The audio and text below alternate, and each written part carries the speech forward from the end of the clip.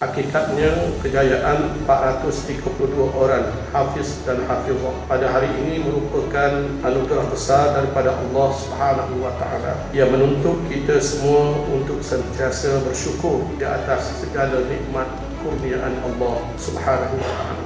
Anak-anak yang bergraduasi pada hari ini merupakan kebanggaan kita semua. Pastinya para ibu bapa lebih berbangga dan terharu dengan pencapaian ini apabila melihat anak masing-masing berjaya menghafaz kalamullah.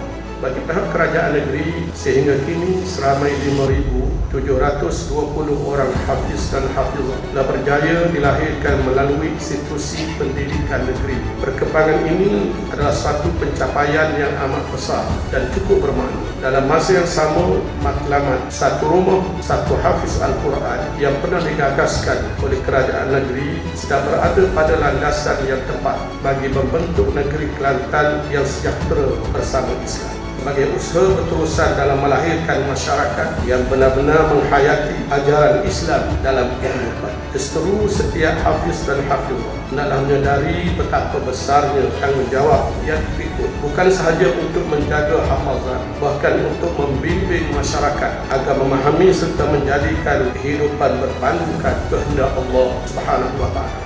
Panjang 23 tahun diutuskan sebagai Rasul, baginda mewajahkan diri bukan hanya sebagai imam sembahyang, pendakwah atau pendidik semata-mata, bahkan sebagai Al-Quran yang berjalan dalam kehidupan masyarakat, yang memimpin sebagai ketua negara, mengetuai peperangan sebagai panglima, serta peperanan sebagai muslih yang membimbing ummah berteraskan tuntutan Al-Quran. Seteru kelebihan yang dimiliki oleh anak-anak hufaz yang bukan sahaja mempunyai bacaan yang baik, bahkan menghafaz ayat-ayat Allah, sewajarnya meletakkan mereka di saf hadapan dalam memimpin ummah.